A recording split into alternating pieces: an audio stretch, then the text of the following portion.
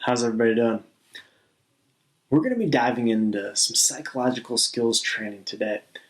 But first, I want to thank Cliff Bar for graciously providing us with a few different products for you guys to kind of have and that you guys will be receiving this year for participating through little different various incentives that you guys will get.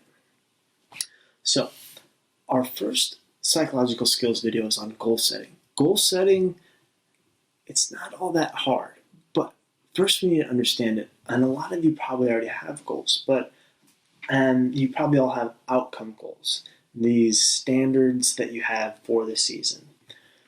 But there's different types of goals as well. The outcome goals could be a global perspective. So it's our standard, what we want to do that year. It could be win a race, win this, win that. And then the next kind of goal that we have are performance goals. Now you might say that performance goal is an outcome goal, but it's kind of gray there. A performance goal kind of has that time component, and it's real measurable. So we're going to know what we're doing. Maybe we're lifting a certain amount of weight, or maybe we're hitting a certain amount of watts per kilogram, or a certain amount of distance in a certain amount of time. So in track cycling, this could be a lot easier. But in road cycling, like a win, you might not be the strongest guy that day, but you just outsmarted them. Or you had just better teammates, team tactics. So we'll kind of get into that too. And the process goals. So the process goals are these everyday little things, the day-to-day things that we're doing. So let's go back up to the outcome goals. The outcome goals are these standards, the standard that we have.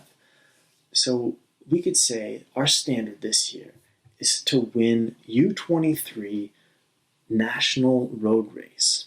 So in 2015 on June 24th. So in that standard, we kind of get this principle that, hey, I need to do things in order to get there. But in order to achieve that goal and kind of get any type of this reward that we get from achieving our goals, we need to have those performance goals and those process goals underneath. So the process goals are great because we know through performance goals that we're going to get there. So performance goals, if we set a standard, if we say, hey, I want to do 5 watts per kilogram by June 15th, 2015, we're going to know exactly when we're supposed to peak, and we're peaking. So we're going into that time trial or that road race, and we're ready to go. So underneath performance goals are process goals. And these process goals are these little itty-bitty goals, these day-to-day. You could have 5 process goals in one day, and you could achieve every single one of them. What process goals really do are, I think these are the most important. These are really what we should be focusing on as far as goals. And it's good to have the global standard and the performance standard, but if we're not focusing in on the process, and you'll learn that process, people that really are in tune with the process, those people are really successful. So what is a process goal?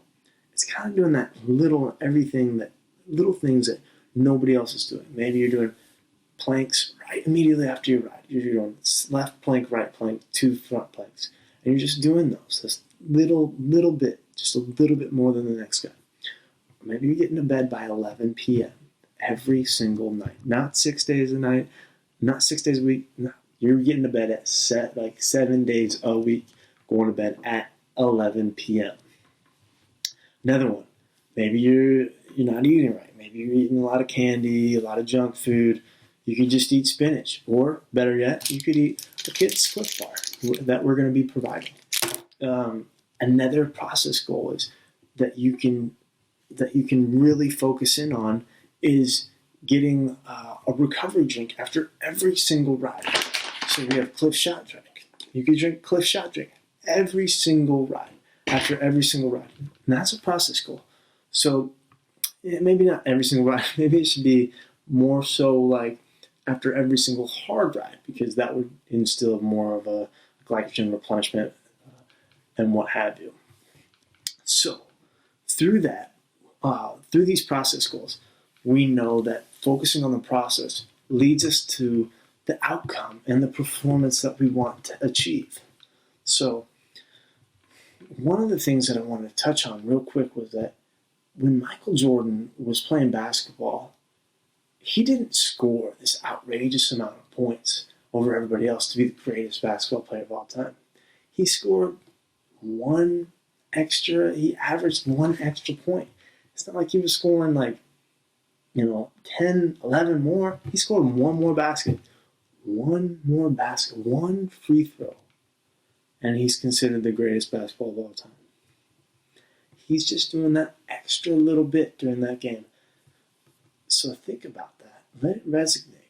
Because we really need to focus in on these process goals, these day-to-day goals. Set those weekly goals, and the results that you'll achieve are just immeasurable.